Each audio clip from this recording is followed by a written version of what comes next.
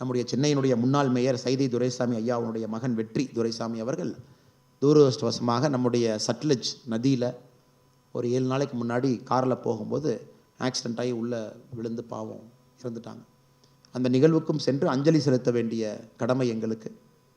குறிப்பாக அந்த வெற்றி அவர்கள் அந்த இதில் விழுந்த பிறகு சட்லஜ் நதியில் நம்முடைய அமித்ஷா அவர்கள் கிட்டத்தட்ட 100 NDRF பர்சனல் 5 நாள் முழுமையாக தேடி அவர் எங்கே விழுந்தாரோ அங்கிருந்து 5.7 கிலோமீட்டர் தாண்டி அவருடைய சடலத்தை எடுத்து தந்தைக்கு தாய்க்கு ஒப்படைச்சிருக்கிறோம். கடைசி நேரத்தில் அதாவது அவங்களுக்கு கிடைக்கட்டும் அப்படின்னு. அதனால் ரொம்ப துக்கமான துயரமான ஒரு விஷயம். சைதை துரைசாமி போகிற ஒரு நல்ல மனிதருடைய குடும்பத்தில் இந்த துக்கம் நடந்திருக்கிறது என்று அங்கேயும் சென்று விட்டு வருவதற்கு கொஞ்சம் தாமதம். தென் சென்னையினுடைய MP சகோதரி தமிழச்சி தங்கப்பாண்டியன் அவர்கள், அப்பா வந்து தங்கப்பாண்டியன் முன்னாள் MLA. தமிழச்சி தங்கப்பாண்டியன் அவருடைய சகோதரர் தங்கம் தென்னரசு தமிழகத்தினுடைய நிதி அமைச்சர்.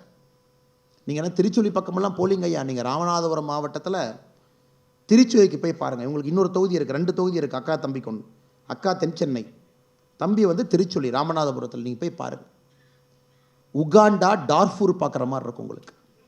வளர்ச்சியே கொண்டு வராமல் திருச்சுழி போன்ற ஒரு பகுதியில் கடுமையாக உழைக்கக்கூடிய மக்களை ஒரு அப்பாவும் பையனும் தொடர்ச்சியாக அங்கிருந்து ஒரு வளர்ச்சி இல்லாத ஒரு பகுதி எல்லா குறியீட்டிலும் கீழே இருக்குது. ராமநாதபுரம் டிஸ்ட்ரிக்ட் இன்றைக்கி ஆஸ்பிரேஷனல் டிஸ்ட்ரிக்டாக இருக்குன்னா அதற்கு முதல் காரணம் அங்கே இருக்கக்கூடிய MLAவும் தமிழகத்தினுடைய நிதி அமைச்சர். அந்த குடும்பமே அப்படித்தாங்க, வளர்ச்சி விடவே மாட்டாங்க. ஸோ இது வந்து ஒரு MPயினுடைய பயோகிராஃபி. மத்திய சென்னைக்கு போனீங்கன்னா தயாநிதி மாறன் ஐயாவை பற்றி சொல்லவே வேண்டாம். சென்னை வெள்ளத்தில் 10 நாளில் ஒருத்தருக்கு ஒரு டீ வாங்கி கொடுக்கல. Not even single tea. ஒரு MP வெளியே வந்து ஒரு டீ, ஒரு பிஸ்கட்டு, ஒரு பன்னு காலில் நனைஞ்சிட்டு வந்து யாருக்கு என்ன உதவி செய்ய முடியும்? வாய்ப்பே இல்லை. வட சென்னை MP உங்களுக்கு தெரியும், கலாநிதி வீராசாமி, ஆற்காட்டு வீராசாமி அவர் பையன். ஸோ நீங்கள் பாருங்கள், Delhi 7 out of 7 BJP, Bengaluru பாருங்கள் 3 out of 3. நீங்கள் மேஜர் சிட்டிஸ் பாருங்கள், எல்லாமே பாரதிய ஜனதா கட்சியின் பக்கம், டெவலப்மெண்ட் ஓரியன்ட் கட்சியின் பக்கம். குறிப்பாக யார் இந்த மாநகரத்தை வளர்ப்பார்கள் என்று இருக்கு. ஆனால் இங்கே மட்டும்தாங்க 3 out of 3. உலகத்தில் எங்கேயுமே 3க்கு 3 டைனாஸ்டிக் பாலிட்டிக்ஸில் வந்து இருக்கக்கூடிய ஒரு குடும்பத்தினுடைய கையில் இருப்பதற்கு வாய்ப்பு இல்லைங்கய்யா. சென்னை இருக்குது. இன்றைக்கி அதை உடைக்கணும். சென்னையை உடைத்தாக வேண்டும், அதில் எந்த மாற்று கருத்தும் இல்லை. இவங்களே சிங்கார சென்னைன்னு பேர் வச்சா சிங்காரம் ஆயிருமாங்கய்யா. சிங்கார சென்னைன்னு பேர் மட்டும் வச்சுட்டு காலங்காத்தால் சிங்கார சென்னை பார்த்தா அதே மாறிடுமா? எந்த ஒரு மாநிலத்தை கொச்சைப்படுத்தினார்களோ இத்தனை ஆண்டுகளாக தமிழகத்தினுடைய அரசியல், எந்த ஒரு மாநிலத்தை கொச்சைப்படுத்தி அந்த மாநிலத்தில் பிறந்த சகோதர சகோதரிகளெல்லாம் கொச்சைப்படுத்தி அரசியல் செய்தார்களோ, இன்றைக்கு அந்த மாநிலம் இந்தியாவினுடைய 2வது பெரிய பொருளாதார மாநிலமாக மாறியிருக்கிறது உத்தரப்பிரதேசம். 2வது பெரிய பொருளாதார மாநிலம் இந்தியாவில் பார்த்தீங்கன்னா மகாராஷ்டிரா முதல் பொருளாதார மாநிலம். இந்தியாவினுடைய மொத்த பொருளாதாரத்தில் 13 விழுக்காடு. இப்போ 9.2 விழுக்காடுக்கு உத்தரப்பிரதேசம், 9.1 விழுக்காடுக்கு தமிழகம் வந்திருக்கு. இதை தமிழகத்தில் இருக்கக்கூடிய அரசியல்வாதிகள் எப்பொழுது புரிந்து கொண்டு எல்லா மக்களையும் ஒன்றிணைத்து, எல்லா மக்களையும் ஒருங்கிணைந்து அதன் மூலமாக கிடைக்கக்கூடிய வளர்ச்சி என்பது இன்னும் வேகமாக இருக்கும் என்று புரிந்து கொள்கின்றார்களோ, அன்றைக்கி தான் தமிழகத்தினுடைய உண்மையான வளர்ச்சியை நம்ம பார்க்க போகிறோம் ஐயா. அது பாரதிய ஜனதா கட்சியினுடைய கனவு. நீங்கள் எல்லாம் எங்களோடு பயணம் செய்ய வேண்டும், இணைய வேண்டும்.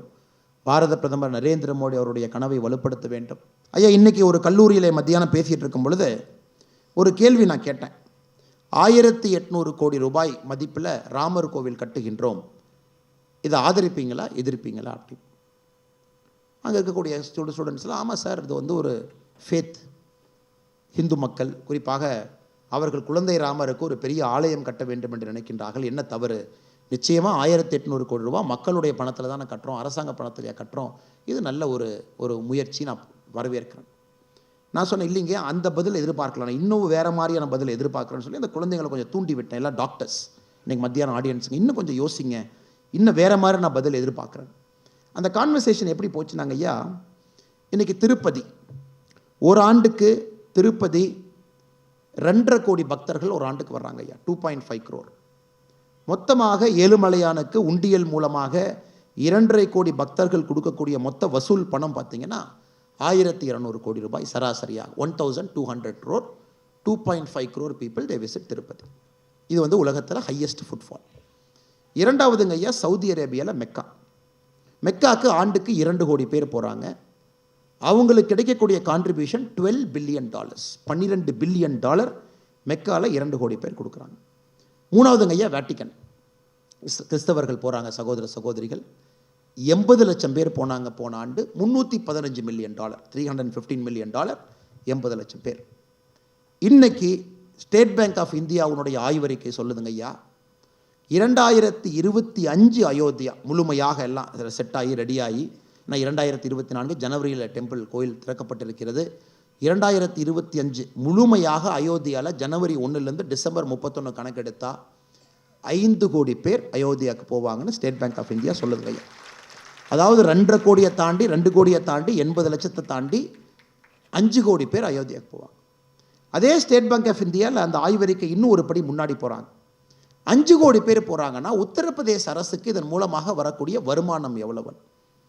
அந்த ஸ்டேட் பேங்க் ஆஃப் இந்தியா ஆய்வறிக்கை சொல்கிறாங்க, இதன் மூலமாக உத்தரப்பிரதேச அரசு கிடைக்கக்கூடிய வருமானம் அயோத்தியா கோவில் மூலமாக மட்டும், ஹோட்டலில் தங்குறவங்க, சாப்பிட்றவங்க, டிரான்ஸ்போர்ட்டில் போடுறவங்க, உள்ளே சுற்றுறவங்க, அயோத்தியா போயிட்டு வாரணாசி வர்றவங்க, வாரணாசி முடிச்சுட்டு மதுரா போகிறவங்க, இதன் மூலமாக அடுத்த ஆண்டு உத்தரப்பிரதேச அரசு கிடைக்கக்கூடிய வருமானம் 4 லட்சம் கோடி.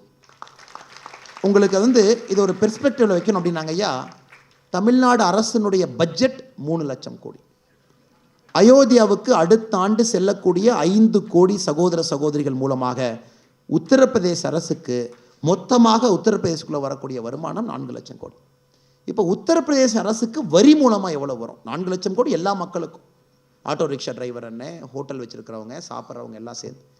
உத்தரப்பிரதேச அரசுக்கு வரி மூலமாக கிடைக்கக்கூடிய பணம் என்பது 25,000 கோடி, 25,000 crore டைரக்டாக யூபி கவர்மெண்ட்டுக்கு டேக்ஸாக போகுது.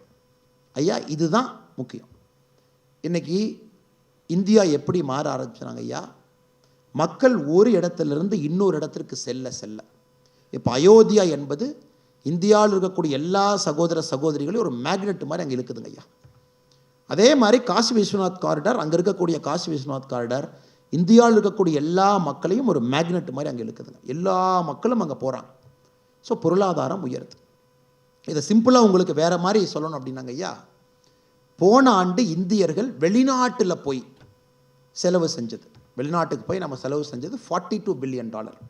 அதாவது இந்தியர்கள் நம்ம நாட்டிலேருந்து வெளியே டூர் போய் மால்டீவ்ஸில் 5 லட்சம் ரூபா பெர் நைட் ரூமு, அப்புறம் அந்த போட் எடுத்துக்கிட்டு இட்டலியில் அந்த சீக்குள்ளே கடல் அந்த ஊருக்குள்ளே அந்த தண்ணியில் போனது, அப்புறம் கிளாஸ் பேலஸ் பார்த்தது, ஃப்ரான்ஸில் வெர்சாலிஸ் போனது, $42 பில்லியன். ஐயா இதில் 50% நம்ம ஊருக்கு அடுத்த 10 ஆண்டுகளில் திருப்பினா $20 பில்லியன் நம்ம ஊருக்குள்ளே திருப்ப போகிறோம். இன்றைக்கி இந்தியா எவ்வளோ கனெக்டட்னு பாருங்கள். It is so connected.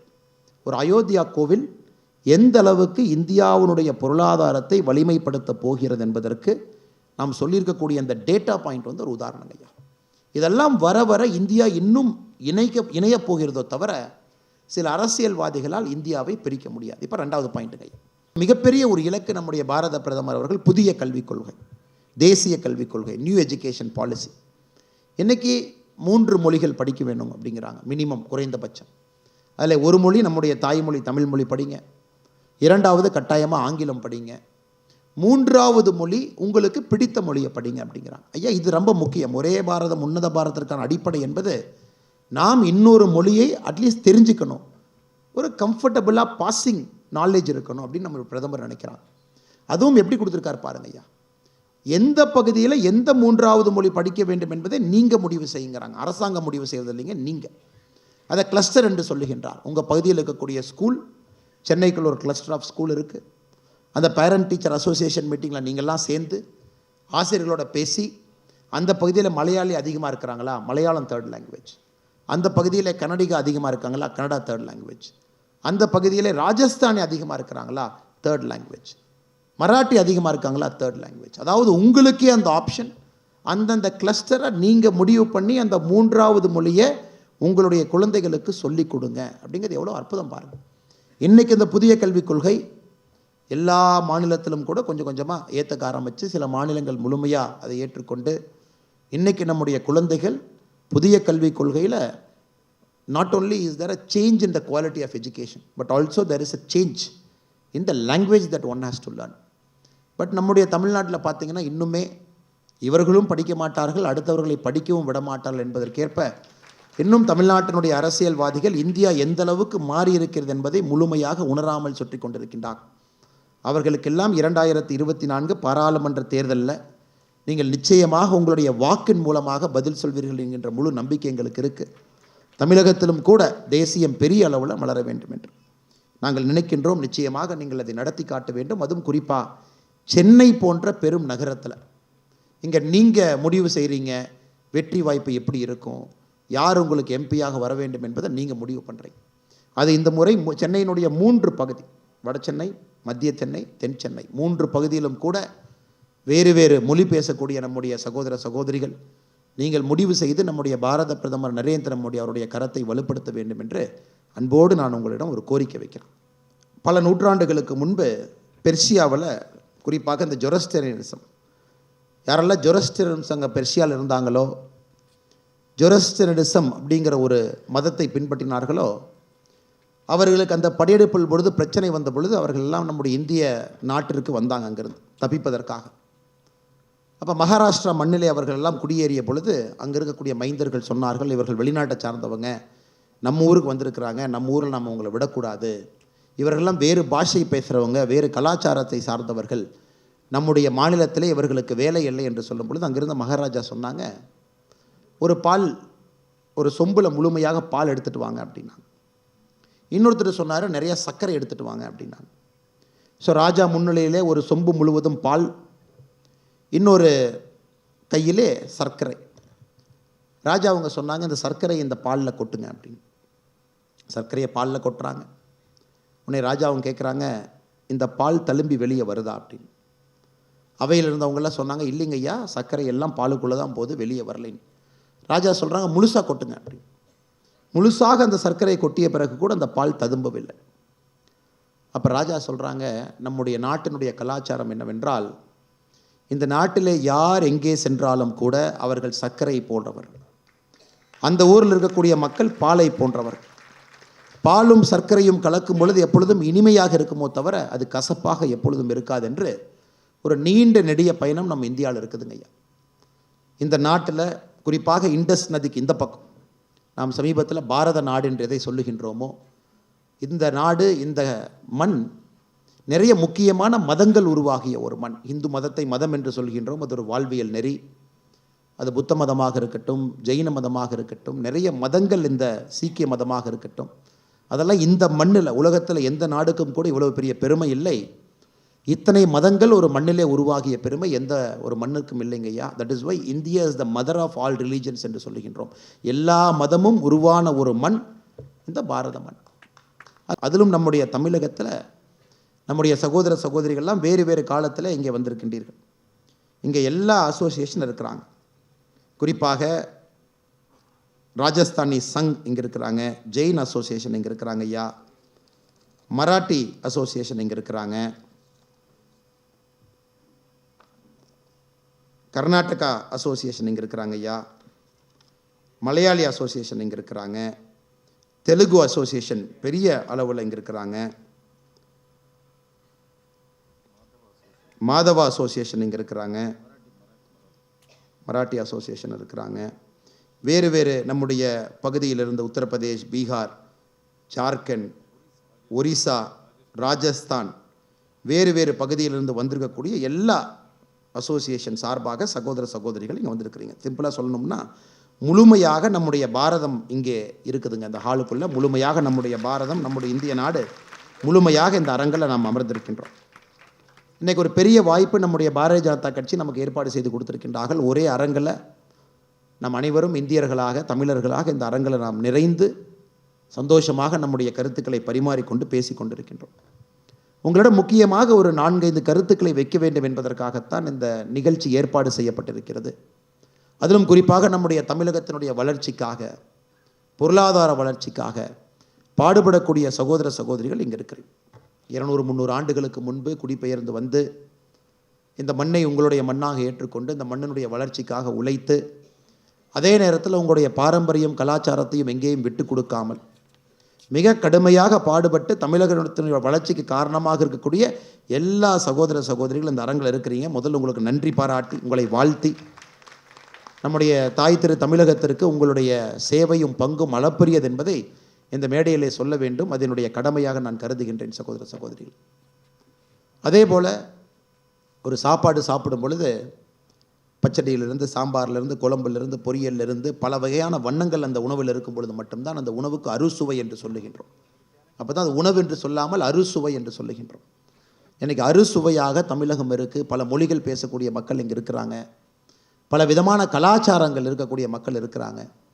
அனைவரும் அண்ணன் தம்பிகளாக இருக்கின்றோம் என்றால் அதற்கு மிக முக்கியமாக உங்களுடைய பங்கு முக்கியமான காரணம். இந்த மண்ணில் இத்தனை ஆண்டு காலமாக நீங்கள் தொடர்ந்து இருந்து கொண்டு உங்களுக்கு பிறகு உங்களுடைய குழந்தைகளும் இந்த நாடு, இந்த மண் உங்களுடைய மண் என்று குழந்தைகளும் இங்கே வந்து உங்களுடைய சொந்தக்காரங்கிட்டிருந்து கிட்டத்தட்ட 1000-2000 கிலோமீட்டர் தூரத்தில் இருந்தும் கூட உங்களுடைய பாரம்பரியத்தையும் விடாமல் 2 அற்புதமான குடும்பம் தமிழகத்தில், உங்களுடைய தமிழ் குடும்பம், உங்களுடைய சொந்த ஊர் எங்கே இருந்தாலும் கூட பூர்வீகத்திலிருந்து அங்கே ஒரு குடும்பம், 2 குடும்பத்திற்கும் பாலமாக நீங்கள் இருந்து கொண்டிருக்கின்றீர்கள். உங்களுக்கு இந்த நேரத்தில் பெரிய ஒரு நன்றியை சொல்லணும். இதைத்தான் நம்முடைய பாரத பிரதமர் அவர்கள் ஏக் பாரத் ஸ்ரேஷ்ட் பாரத் என்று சொல்கின்றார். ஒரே பாரதம் உன்னதமான பாரதம் என்று தொடர்ச்சியாக நம்முடைய பிரதமர் அவர்கள் சொல்லிக் கொண்டிருக்கின்றார். 2014க்கு பிறகு நாம் உன்னிப்பாக கவனித்தோம்னா தெரியுங்க ஐயா, நம்முடைய பிரதமர் அவர்கள் எந்த அளவுக்கு நம்முடைய நாடு உண்மையான பாரத நாடு என்று சொல்லப்பட வேண்டும் என்றால் ஒரு பகுதியில் கூட பிரிவினைவாதம் இருக்கக்கூடாது என்பதிலே தெளிவாக நம்முடைய ஆட்சி இப்போ நடந்துகிட்டு இருக்குங்க ஐயா. அது வடகிழக்கு பகுதியாக இருக்கட்டும், இந்தியாவினுடைய எந்த பகுதியாக இருந்தாலும் கூட சின்ன சின்ன பிரச்சனைகளை இங்கே தூண்டிவிட்டு அரசியல்வாதிகள் குளிர்காய்ந்து அதன் மூலமாக பிரிவினையை ஏற்படுத்தி நார்த்து, சவுத்து, ஈஸ்ட்டு, வெஸ்ட்டு ஒரு மாநிலத்துக்குள்ள பிரிவினை ஏற்படுத்தி இத்தனை காலமாக அரசியல் நடந்து கொண்டிருக்கிறது. இன்சைடர், அவுட் சைடர் என்று. எனக்கு முன்பு கருணாகராஜன் அண்ணன், சில பேர் நம்ம வினோத் செல்வம் அவங்களாம் பேசினாங்க. தலைவர்கள் பேசும் பொழுது நிறைய வார்த்தைகளை பயன்படுத்தினாங்க, உண்மையை சொன்னார். அவர்களுக்கு அதை விட்டு விடுகின்றேன். காரணம், நடந்தவையாக இருக்கட்டும் ஐயா. இன்றைக்கு ஒரு புதிய ஒரு சரித்திரத்தை உருவாக்க வேண்டும் என்கின்ற ஆசையிலே நாம் இங்கே இருக்கின்றோம். தமிழகம், பாரதிய ஜனதா கட்சிக்கு நீங்கள் தேவை. தமிழகத்தினுடைய வளர்ச்சிக்கு நீங்கள் தேவை. அடுத்த கட்ட தமிழகத்தை உருவாக்குவதற்கு உங்களுடைய பங்கு பாரதிய ஜனதா கட்சியில் இருக்க வேண்டும், தமிழகத்தினுடைய வளர்ச்சியில் இருக்க வேண்டும் என்பதற்காக இந்த நிகழ்ச்சி நம்ம இருக்கோங்க ஐயா. பாரதிய ஜனதா கட்சியை பொறுத்தவரை அனைவரையும் சமமாக மதித்து சமமாக அவர்களுடைய வாழ்க்கை இருக்க வேண்டும் என்று நினைத்து பொருளாதாரத்திலே சம வாய்ப்பு அனைவருக்கும் கொடுக்க வேண்டும் என்று நினைக்கக்கூடிய ஒரு கட்சிங்க ஐயா. 1704 டிசம்பர் 26 நடந்த ஒரு சரித்திர நிகழ்வு. அது இத்தனை ஆண்டு காலமாக ஆங்கிலேயர்கள் காலத்திற்கு பிறகு சுதந்திர இந்தியாவில் 75 ஆண்டுகளாக எல்லாம் மறந்து போனதை சீக்கிய நண்பர்களுடைய, நம்முடைய எல்லோருடைய போற்றுதலுக்குரிய கடைசி குரு கோபிந்த் சிங் அவர்கள், அவருடைய 2 மகன்கள் 1704 நடந்த ஒரு போரில் பாருங்கள், ஷஹீப்ஜாதா ஜொராவர் சிங் அவர்கள் 9 வயசு அவருக்கு, ஷஹீப்ஜாதா ஃபத்தேக் சிங் அவர்கள் வெறும் 7 வயசு. 1704 நடந்த முகலாயர்களோடு நடந்த போரில் இருவரும் கூட கொல்லப்பட்டார்கள் என்று சொல்வதை விட உயிரோடு ஒரு சுவற்றிலே வைத்து அதன் மேலே சிமெண்ட் பூசி மிக கோரமாக தன்னுடைய உயிரை விட்டார்.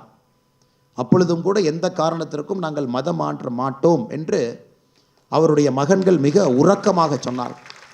இது நடந்து ஒரு வாரத்திற்கு பிறகு குரு கோபிந்த் சிங் ஐயா அவர்களுடைய மனைவியார் அவர்களும் இன்னும் 2 குழந்தைகளும் ஒரு வாரம் கழித்து கொல்லப்பட்டார். அப்படின்னா அந்த ஒரு வார காலகட்டத்தில் 4 மகன், அவருடைய மனைவி 5 பேர் இறந்தாங்க. அதை இத்தனை ஆண்டு காலமாக அவர்களுக்கு அந்த மரியாதை கிடைக்காமல் எழுந்த பொழுது நம்முடைய பாரத பிரதமர் நரேந்திர மோடி அவர்கள் ஒரு ஆண்டும் டிசம்பர் 26 வீர் பால் திவஸ் என்கின்ற ஒரு நாளை அவர்களுக்காக கொடுத்து இந்த நாளை இந்தியா முழுவதும் கொண்டாட வேண்டும். இந்த ஆண்டு நீங்கள் பார்த்துருப்பீங்க, பாரதிய ஜனதா கட்சி நம்முடைய ஐயா மேடையில் இருக்கக்கூடிய உஜ்ஜார் சிங் ஐயா தலைமையில் தமிழகத்தில் எங்கேயெல்லாம் நம்முடைய சீக்கிய சகோதர சகோதரிகள் இருக்கின்றார்களோ அவரெல்லாம் ஒருங்கிணைத்து இந்த நிகழ்வை தமிழகத்தில் பாரதிய ஜனதா கட்சி நடத்தினோம். இது ஒரு உதாரணங்க ஐயா. எந்த அளவுக்கு இந்தியாவில் இருக்கக்கூடிய ஒரு விஷயத்தை எல்லாம் நம்முடைய பாரதிய ஜனதா கட்சி உன்னிப்பாக கவனித்து தமிழகத்தில் இருக்கக்கூடிய நம்முடைய சொந்தங்களுக்கு கூட குரு கோபிந்த் சிங் ஐயா அவர்களுடைய புதல்வருக்கு என்ன ஆச்சு, எப்படி கொல்லப்பட்டார் அப்படிங்கிறத தெரியணும் அப்படிங்கிறக்காகத்தாங்க ஐயா பாரதிய ஜனதா கட்சி. இந்த பஞ்சாபில் இந்த நிகழ்வு கொண்டாடலைங்க. இந்த நிகழ்வு என்பது தமிழகத்தில் இருக்கக்கூடிய சீக்கியர்கள் மத்தியில் கொண்டாடப்படவில்லை, தமிழர்கள் மத்தியிலே கொண்டாடப்பட்ட ஒரு நிகழ்வு. அதன் பிறகு இன்னொன்று பார்த்துருப்பீங்க, 2019 நவம்பர் 8ஆம் தேதி நம்முடைய பாரத பிரதமர் அவர்கள் மிகப்பெரிய ஒரு விஷயத்தை கையில் எடுத்தாங்க. பாகிஸ்தான் எல்லைக்குள் இருக்கக்கூடிய கர்த்தாப்பூர் சாஹிப் அந்த குருதுவாரா, அதையும் நம்முடைய பஞ்சாப் பகுதியில் இருக்கக்கூடிய தேர பாபா நானக் ஸ்ரைன், இது இரண்டையும் இணைத்து முதலாக இந்தியாவில் இந்த பகுதியில் இருக்கக்கூடியவர்கள் யாரோ ஆங்கிலேயன் ஒரு கோடை போட்டு இது இந்தியா, இது பஞ்சாப் பகுதி, இது வந்து பாகிஸ்தான் பஞ்சாப் பகுதி என்று போட்ட கோடை எல்லாம் உடைத்து நம்முடைய பாரத பிரதமர் அவர்கள் இந்த குருதுவாரா கர்த்தாப்பூர் சாஹிப் காரிடார் இதை ஆரம்பித்து இங்கிருந்து நம்முடைய சொந்தங்கள் அற்புதமாக செல்ல முடியும் என்பதை 2019 நவம்பர் 8ஆம் தேதி அந்த ஏக் பாரத் ஸ்ரேஷ்ட பாரத் அதற்கு ஒரு இலக்கணமாக அந்த நிகழ்வு இருந்துச்சுங்க ஐயா. அதன் பிறகு இன்னும் தொடர்ச்சியாக நாம் பார்க்க ஆரம்பிக்கிறோம் அப்படின்னா, முதலாக காசி தமிழ் சங்கம் போன ஆண்டு முதல் ஆண்டு, இந்த ஆண்டு 2வது ஆண்டு, 2 ஆண்டுகளாக தொடர்ந்து தமிழகத்திலிருந்து கிட்டத்தட்ட 2000 பேர்த்துக்கு மேலே நம்முடைய சொந்தங்கள் உத்தரப்பிரதேச மாநிலத்திற்கு சென்று அங்கே இருக்கக்கூடிய வாரணாசியில் நம்முடைய விஸ்வநாத் மந்திரில் அங்கே எல்லாம் தரிசனம் செய்து அங்கிருந்து அயோத்தியா கோவில் கட்டப்பட்டிருக்கூடிய இந்த நேரம் அங்கே அயோத்தியாவுக்கு போயிட்டு எல்லா பகுதியும் பார்த்து விட்டு கிட்டத்தட்ட ஒரு 11 நாள் ட்ரெயினில் போயிட்டு திரும்ப வந்தாங்க ஐயா. 2வது ஆண்டும் கூட காசி தமிழ் சங்கம், போன ஆண்டு தெலுங்கு காசி சங்கம், தெலுங்குலேருந்து காசிக்கு இதே போல் ரயில் மூலமாக பயணம். யுவ சங்கமம், இந்தியாவில் இருக்கக்கூடிய எல்லா மாநிலத்தில் இருக்கக்கூடிய யுவக்கர் யாரெல்லாம் இளைஞர்கள் இருக்கிறாங்களோ, வேறு மொழி பேசுகிறவங்க, அவங்க இன்றைக்கி நவோதியா பள்ளிகளுக்கு போனால் ஒரு ஆண்டும் 7 நாட்கள் கம்பல்சரியாக ஒரு நவோதியா பள்ளியில் இருக்கக்கூடிய ஒரு குழந்தை சவுத்தில் இருக்காங்கன்னா நார்தன் பார்ட் ஆஃப் இந்தியாவில் இருக்கக்கூடிய நவோதியா பள்ளியில் ஒரு வாரம் அங்கே போகணும், அந்த குழந்தை ஒரு வாரம் இங்கே வரணும், அந்த குழந்தைக்கு இன்னொரு கலாச்சாரத்தினுடைய அடிப்படை தெரிய வேண்டும் என்பதற்காக நவோதியா பள்ளிகள் இன்றைக்கி இங்கே இருக்கக்கூடிய மாணவர்கள் அங்கேயும் அங்கே இருக்கக்கூடிய மாணவர்கள் இங்கேயும் ஒரு வார காலம் போகிறாங்க. இதையெல்லாம் தாண்டி இன்னும் உன்னிப்பாக பார்த்தீங்கன்னா நம்முடைய பிரதமர் அவர்கள் இன்றைக்கி கட்சிக்குள்ளே சொல்கிறாங்க, பாரதிய ஜனதா கட்சி இங்கே இருந்து ஒரு இடத்துக்கு செல்ல வேண்டும், அங்கே இருக்கக்கூடிய பாரதிய ஜனதா கட்சி இங்கே வர வேண்டும். உதாரணத்துக்கு கேரளாவில் இருக்கக்கூடிய பாரதிய ஜனதா கட்சி வடகிழக்குக்கு போங்க, வடகிழக்கில் இருக்கக்கூடிய பாரதிய ஜனதா கட்சி தொண்டர்கள் கேரளாவுக்கு வாங்க, தமிழகத்தில் இருக்கக்கூடிய பாரதிய ஜனதா கட்சியினுடைய தொண்டர்கள் உத்தரப்பிரதேஷ், தெலுங்கானா, வேறு பகுதிக்கெல்லாம் போய் அந்த பகுதியிலிருந்து வந்தாங்க. எதுக்காக இத்தனை நிகழ்வு நடக்குதுனாங்க ஐயா? ஒரே பாரதம் உன்னத பாரதம் என்பதை அடிப்படையில் நம்பக்கூடிய ஒரு கட்சி, நம்முடைய ஒரு கலாச்சாரத்தையும் பேணி காக்க வேண்டும் என்று நினைக்கக்கூடிய கட்சி, நம்முடைய கலாச்சாரங்கள் எப்படி இருந்தாலும் கூட, அதனுடைய ரங்கங்கள் வண்ணங்கள் எப்படி இருந்தாலும் கூட அடிப்படையில் நம்முடைய பாரத தாய் ஒன்று என்பதை உணர்த்தக்கூடிய ஒரு கட்சியாக இன்றைக்கி பாரதிய ஜனதா கட்சி இருக்குதுங்க ஐயா. அதனுடைய தொடர்ச்சியாக இந்த நிகழ்வு இங்கே நடந்து கொண்டிருக்கிறது. அதனால் குறிப்பாக இந்த நிகழ்ச்சி நடத்தின எல்லோருக்கும் நன்றி சொல்லணும் ஐயா. இன்றைக்கி வடக்கு தெற்கெல்லாம் போயிங்க ஐயா, பெர்ஃபார்மன்ஸ் அப்படிங்கிறத மட்டும்தாங்க ஐயா இந்தியன் பாலிடிக்ஸில் மக்கள் பார்க்குறாங்க. யூஆர் அ பிஸ்னஸ் மேன், இங்கே இருக்கிறவங்க எல்லாம் ஹார்டு கோர் பிஸ்னஸ் மேன். அது மின்ட் ஸ்ட்ரீட்டில் நம்முடைய தேசிய தலைவர் நட்டாஜி அவர்கள் வரும் பொழுது நாங்கள் மின்ட் ஸ்ட்ரீட்டில் பார்த்தோம். காவல்துறை வரக்கூடாதுன்ட்டாங்க, மத்தியானத்துலேருந்து 144 கர்ஃப்யூன்ட்டாங்க, யாருமே வரக்கூடாதுன்ட்டாங்க. எல்லாரும் மின்ட் அதை தாண்டி ஒரு இடத்திலும் ஒரு கட்டில், ஒரு வீட்டில், ஒரு சந்தில், ஒரு விண்டோவில் நீங்கள் அனைவரும் அங்கிருந்து நம்முடைய தேசிய தலைவர் நட்டா அவர்களை பார்க்க வேண்டும் என்று நீங்கள் காட்டிய ஆர்வம், அவங்களுடைய விண்ணை பிளந்த ஜெய் ஸ்ரீராம் கோஷம், அப்புறம் நட்டாஜி அவர்கள் பேச அவர் என்ன பேசணும்னு நீங்களே டிசைட் பண்ணி பேச வச்சிங்க. இதுதான் பேசணும், நீங்கள் அரவிந்த் கெஜ்ரிவாலை பற்றி பேசுங்க, இதை பற்றி ஏன் பேசலைன்னு ஆடியன்ஸ் நீங்கள் சொல்ல நட்டாஜி அவர்கள் பேசினாங்க. அந்த அளவுக்கு ஒரு உற்சாகமான வரவேற்பு முடித்து விட்டு நட்டாஜி போகும்பொழுது சொன்னாங்க, நான் இந்தியாவில் எத்தனையோ பகுதிக்கு போகிறேன், ஆனால் இங்கே இருக்கக்கூடிய பிறமொழி பேசக்கூடிய சகோதரர்களை கொடுக்கக்கூடிய வரவேற்பு இன்னைக்கு இந்தியாவில் வேறு பகுதியில் எனக்கு கிடைக்கல. அந்தளவுக்கு எமோஷன், அந்தளவுக்கு பேஷன், அந்தளவுக்கு அக்ரெசிவான ஒரு வரவேற்பு கொடுத்தாங்க. அப்படி ஐயா இதுக்கு நான் வர்றேன் அப்படின்னாங்க ஐயா, கண்டிப்பாக நாம் அனைவருமே பெருமை மிகுந்த இந்தியர்கள், முதல்ல அதில் எந்த மாற்று கருத்து இல்லைங்க ஐயா.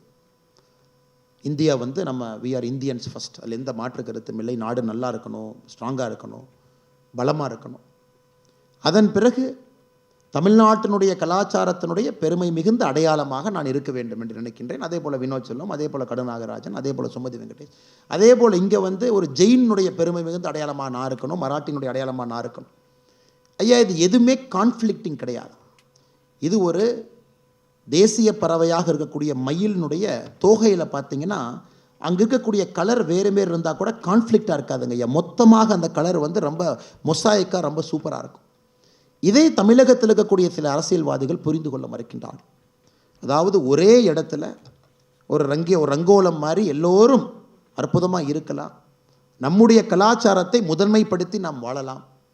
ஆனால் இந்தியா என்கின்ற கொடைக்கு கீழே, அம்பர்லாக்கு கீழே நாம் எல்லோரும் இந்தியர்கள் முதல்ல, அதன் பிறகு நம்முடைய கலாச்சாரத்தினுடைய அடையாளமாக, பெருமை மிகுந்த அடையாளமாக நாம் இருப்பதிலே எந்த தவறும் இல்லை என்பதை இங்கே இருக்கக்கூடிய அரசியல்வாதிகள் புரிந்து கொள்ள மறுக்கின்றார்கள். அதனுடைய அரசியல் வெளிப்பாடு தான் 40-50 வருஷமாக இந்த வடக்கு தெற்கு. குறிப்பாக நாம் வசிக்கக்கூடிய அந்த சென்னை மாநகரத்தை ஒரு இன்டர்நேஷ்னல் சிட்டியாக, ஒரு வேர்ல்டு கிளாஸ் சிட்டியாக மாற்றணுங்க ஐயா. இன்றைக்கி சென்னை சரியில்லை. 2018, 19, 20, 21, 22 ஸ்வச்ச பாரத்தில் தூய்மையில் 39லேருந்து 45 இடத்துக்குள்ளே இருந்தாங்க ஐயா. 39, 40, 41, 42, 43, 44 கடைசியாக வந்த ரேங்க். இந்த ஆண்டு தூய்மையில் தமிழகத்தில் சென்னையினுடைய ரேங்க் 199. 199வது இடத்துல சென்னை இருக்குதுங்க ஐயா. தமிழகத்தில் வந்திருக்கக்கூடிய 5 நகரங்கள் எதுவுமே முதல் 100 இல்லை. அந்த ரிப்போர்ட்டு எத்தனை பேர்த்துக்கு நேரம் இருக்குன்னு தெரியலிங்க ஐயா. தமிழ்நாட்டினுடைய டிவி சேனல் டிபேட்டில் இதெல்லாம் நடக்காது. அண்ணாமலை இன்றைக்கி என்ன இட்லி சாப்பிட்டாரா, பூரி சாப்பிட்டாரா, அவர் யாரை திட்டினாரு, இவங்க யார் அவங்கள திட்டினாங்க, மாற்றி மாற்றி யாரை திட்டிக்கிட்டாங்க, இதான் விவாத மேடு. அந்த ரிப்போர்ட்டை கொஞ்சம் எடுத்து நுணுக்கமாக படிச்சிங்கன்னா, சென்னையிலே உற்பத்தி ஆகக்கூடிய குப்பையில் வெறும் 12% குப்பை மட்டும்தான் இங்கிருந்து நாம் டிஸ்போஸ் பண்ணுறோங்க ஐயா. 88% குப்பையை குவிக்கிறோம். டெல்லியில் பார்த்தீங்கன்னா லேண்ட்ஃபில் சைட் அப்படிம்பாங்க. அதுபோல் தமிழகத்தில் இங்கே இருக்கக்கூடிய ஆட்சியாளர்கள் லேண்ட்ஃபில், ஏன்னா குப்பைக்கு ஒரு மாஃபியா இருக்குது, உங்களுக்கு தெரியும். கார்ப்பரேஷனில் சென்னை கார்ப்பரேஷனுடைய மிகப்பெரிய மாஃபியாவே குப்பை மாஃபியா. அந்த குப்பை மாஃபியாக்காக மர்டர் நடக்கும், கொலை நடக்கும், அது ஒரு ரவுடி வருவான், அவனை கொலை பண்ணி இன்னொரு ரவுடி வருவான். இந்த குப்பை மாஃபியா வந்து பார்த்திங்கன்னா அந்த 20 ஆண்டுகளாக உருவாக்கியிருக்கு. இப்போ பீக்கில் இருக்குது. ஒரு நாளைக்கு நீங்கள் உற்பத்தி செய்யக்கூடிய குப்பையில் வெறும் 12% குப்பை மட்டும்தான் டிஸ்போஸ் ஆகுது. 88% குப்பை, 88% net addition to the already இருக்கக்கூடிய குப்பைனா இது மகா கேவலங்க ஐயா. இது மகா கேவலம். இந்த ஊரில் வாழ முடியாது. இரண்டாவதுங்க ஐயா, இரண்டாவது மிகப்பெரிய பிரச்சனை, கண்ணெதிரில் இருக்கக்கூடிய பிரச்சனை, மழை வரும் பொழுதெல்லாம் நாம் வந்து நீச்சல் பயிற்சியாளர்களாக மாற வேண்டிய கட்டாயம். ஸ்விம்மிங் கிளாஸ்க்கெல்லாம் போய் சென்னையிலெல்லாம் ஸ்விம்மிங் கற்றுக்கிட்டு இப்போ போட்டை வச்சு தான் ரெஸ்கியூ பண்ணணும். கண்டிப்பாக பாருங்கள், இந்த தடவை ஒரு கட்சி தேர்தல் அறிக்கையில் சொல்லுவாங்க, நாங்கள் 2024 ஆட்சி அமைச்சா சென்னை மக்களுக்கு போட்டு கொடுப்போம் இலவசமாக, நீங்களாக போட்டு வாங்கி வச்சுக்கோங்க. இதை அடிப்படையிலிருந்து சரி செய்ய வேண்டிய கடமை நமக்கு இருக்குங்க ஐயா. காரணம், மிடில் கிளாஸ் அண்ட் எபோவ் பரவாயில்லைங்க ஐயா, lower middle class and below அவர்கள் 10 ஆண்டு கஷ்டப்பட்டு சம்பாதிப்பாங்க, ஒரு மலையில் 0 ஆயிடுவாங்க, மறுபடியும் 10 ஆண்டு சம்பாதிப்பாங்க, ஒரு பெருமலை 10 ஆண்டில் மறுபடியும் 0 ஆயிடுவாங்க. அப்படின்னா அவங்க பெர்மனண்ட் ஏழை. அவங்க பெர்மனண்ட்டாக சென்னையில் ஏழையாகவே ஒருத்தவங்க இருக்காங்கன்னா, அவர்கள் சம்பாதித்த சொத்தெல்லாம் 10 ஆண்டுகளுக்கு ஒரு முறை நெட் 0, மறுபடியும் நெட் 0, மறுபடியும் நெட் 0. இதை பாரதிய ஜனதா கட்சி விரும்புகின்றோம். வேர்ல்ட்ஸ் பெஸ்ட் ஹைட்ராலஜிக்கல் பிளானர், அதாவது மலை வந்து பார்க்கும் பொழுது, நான் தமிழ்நாட்டில் மட்டும் போயிட்டுமா, நார்த்து சவுத் இங்கே இருக்குது, டிரிவிடியன் ஃபிலாசபி இங்கே இருக்குது, இங்கே மட்டும் போயிட்டுமா, மலை அப்படி பார்க்காதுங்க.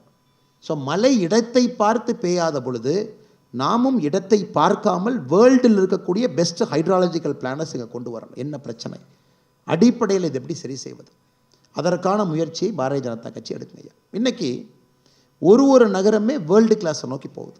மெட்ரோ ரயில் கனெக்டிவிட்டி பெரிய லெவலில் எடுத்து போடுறாங்க. BRTS transport, multi modal transport பெரிய லெவலில் இருக்குங்க ஐயா. டிராஃபிக் கன்ஜெஷனை ஈஸ் அவுட் பண்ணுறாங்க.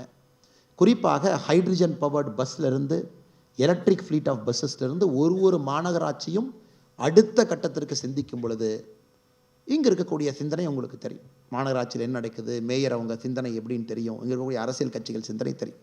அதனால் என்னுடைய வேண்டுகோள், சென்னையை சுத்தம் செய்ய வேண்டும், சென்னையை உலகத்தரம் வாய்ந்த ஒரு நகரமாக மாற்ற வேண்டும் என்றால் இந்த முறை 3 எம்பிக்களையும் நீங்கள் மாற்றினா மட்டும்தாங்க அது நடக்கும். தென் சென்னை எம்பி எங்கே பார்க்க முடியும்? ஜுவல்லரி, ஃபேஷன் ஸ்டோர் இனாகரேஷனில் அவங்க இருப்பாங்க. மத்திய சென்னை எம்பி நீங்கள் எங்கே பார்க்க முடியும்? கலைஞர் அவருடைய பையன் கருணாநிதி, அவங்க பையன் ஸ்டாலின் ஐயா எங்கே போடுறாங்களோ அவர் முதல்ல சால்வ போடுவாரா, டிஆர் பாலு முதல்ல சால்வ போடுவான்னு சண்டை போகிற இடத்துல 2 பேர் இருப்பாங்க. டெல்லி போனாலும் 2 பேர் சண்டை போட்டு இவர் அவர் தருவார், அவர் 2 பேர் போய் முதல்ல போய் இப்படி போய் மாலை போடுறக்கு ரெடியாக இருப்பாங்க. வடச்சென்னையினுடைய எம்பி எங்கே பார்க்க முடியும்னா எங்கேயும் பார்க்க முடியாது, அப்பப்போ டிவி சேனல் நீங்கள் பார்க்க முடியும். ஏன்னா 3 பேருமே ஒரு டைனாஸ்டிக் பாலிட்டிக்ஸ்னுடைய வெளிப்பாடு. தென் சென்னையினுடைய எம்பி சகோதரி தமிழச்சி தங்கப்பாண்டியன் அவர்கள், அப்பா வந்து தங்கப்பாண்டியன் முன்னாள் எம்எல்ஏ. தமிழச்சி தங்கப்பாண்டியன் அவருடைய சகோதரர் தங்கம் தென்னரசு தமிழகத்தினுடைய நிதி அமைச்சர். நீங்கள் என்ன திருச்சுழி பக்கமெல்லாம் போலிங்க ஐயா, நீங்கள் ராமநாதபுரம் மாவட்டத்தில் திருச்சுழிக்கு போய் பாருங்கள். உங்களுக்கு இன்னொரு தொகுதி இருக்குது, 2 தொகுதி இருக்குது. அக்கா தம்பி கொண்டு, அக்கா தென் சென்னை, தம்பி வந்து திருச்சுழி ராமநாதபுரத்தில். நீங்கள் போய் பாருங்கள், உகாண்டா டார்ஃபூர் பார்க்குற மாதிரி இருக்கும் உங்களுக்கு. வளர்ச்சியே கொண்டு வராமல் திருச்சுழி போன்ற ஒரு பகுதியில் கடுமையாக உழைக்கக்கூடிய மக்களை ஒரு அப்பாவும் பையனும் தொடர்ச்சியாக அங்கிருந்து ஒரு வளர்ச்சி இல்லாத ஒரு பகுதி எல்லா குறியீட்டிலும் கீழே இருக்குது. ராமநாதபுரம் டிஸ்ட்ரிக்ட் இன்றைக்கி ஆஸ்பிரேஷனல் டிஸ்ட்ரிக்டாக இருக்குன்னா அதற்கு முதல் காரணம் அங்கே இருக்கக்கூடிய எம்எல்ஏவும் தமிழகத்தினுடைய நிதி அமைச்சர். அந்த குடும்பமே அப்படித்தாங்க, வளர்ச்சி விடவே மாட்டாங்க. ஸோ இது வந்து ஒரு எம்பியினுடைய பயோகிராஃபி. மத்திய சென்னைக்கு போனீங்கன்னா தயாநிதி மாறன் ஐயாவை பற்றி சொல்லவே வேண்டாம். சென்னை வெள்ளத்தில் 10 நாளில் ஒருத்தருக்கு ஒரு டீ வாங்கி கொடுக்கல, நாட் ஈவன் சிங்கிள் டீ. ஒரு எம்பி வெளியே வந்து ஒரு டீ, ஒரு பிஸ்கட்டு, ஒரு பன்னு காலில் நனைஞ்சிட்டு வந்து யாருக்கு என்ன உதவி செய்ய முடியும்? வாய்ப்பே இல்லை. வடசென்னை எம்பி உங்களுக்கு தெரியும், கலாநிதி வீராசாமி, ஆற்காட்டு வீராசாமி. ஸோ நீங்கள் பாருங்கள், Delhi 7 out of 7 BJP, Bengaluru பாருங்கள் 3 out of 3. நீங்கள் மேஜர் சிட்டிஸ் பாருங்கள், எல்லாமே பாரதிய ஜனதா கட்சியின் பக்கம், டெவலப்மெண்ட் ஓரியன்ட் கட்சியின் பக்கம். குறிப்பாக யார் இந்த மாநகரத்தை வளர்ப்பார்கள் என்று இருக்கு. ஆனால் இங்கே மட்டும்தாங்க 3 out of 3. உலகத்தில் எங்கேயுமே 3க்கு 3 டைனாஸ்டிக் பாலிட்டிக்ஸில் வந்து இருக்கக்கூடிய ஒரு குடும்பத்தினுடைய கையில் இருப்பதற்கு வாய்ப்பு இல்லைங்கய்யா. சென்னை இருக்குது, இன்றைக்கி அதை உடைக்கணும். சென்னையை உடைத்தாக வேண்டும், அதில் எந்த மாற்று கருத்தும் இல்லை. இவங்களே சிங்கார சென்னைன்னு பேர் வச்சா சிங்காரம் ஆயிருமாங்கய்யா. சிங்கார சென்னைன்னு பேர் மட்டும் வச்சுட்டு காலங்காலத்தால் சிங்கார சென்னை பார்த்தா அதே மாறிடுமா? உழைப்பு, உள்ளே பூந்து வேலை செய்யணும், சுவேஜை ஃபிக்ஸ் பண்ணுங்க ஐயா, கூவம் நதியை ரெடி பண்ணணும், பக்கிங்ஹாம் கேனலில் ஃபிக்ஸ் பண்ணணும், டிராஃபிக் கன்ஜெஷனை ஈஸ் அவுட் பண்ணணும், க்ரீனரி கொண்டு வரணும், பார்க்ஸ் கொண்டு வரணும். சென்னை மக்களுக்கு வாக்கிங் போகிறதுக்கு உருப்படியான பார்க்கல். நீங்கள் இந்தியா முழுசும் பாருங்கள், சென்னை சிட்டிக்குள்ளே க்ரீனரி கொண்டு வரணும், வேர்ல்டு கிளாஸ் ஸ்போர்ட்ஸ் ஃபெசிலிட்டி கொண்டு வரணும். எத்தனையோ பசங்க ஃபுட்பால், பாக்ஸிங் எல்லாம் ஆடுறாங்க. அவங்களுக்கு எல்லா விதமான ஃபெசிலிட்டி சென்னைக்குள்ளே கொண்டு வரும். அது எதுவும் இவர்களுக்கு அறிவில்லை, சிந்தனை இல்லை, தொலைநோக்கு பார்வை இல்லை. இந்த 3 பேர்த்தினால சென்னை இன்னைக்கு அழிஞ்சுக்கிட்டு இருக்குங்கய்யா. இதை சரி செய்ய வேண்டியது உங்களுடைய கடமை, என்னுடைய கடமை, ஆரம்பத்தில் இருக்கக்கூடிய எல்லோருடைய கடமை. குறிப்பாக யாருக்கு வரலையோ அவங்ககிட்ட நீங்கள் பேசி அவர்களையும் கொண்டு வந்து சென்னையை சரி பண்ணணும், மோடி ஐயாவின் பக்கம் கொண்டு போகணும்.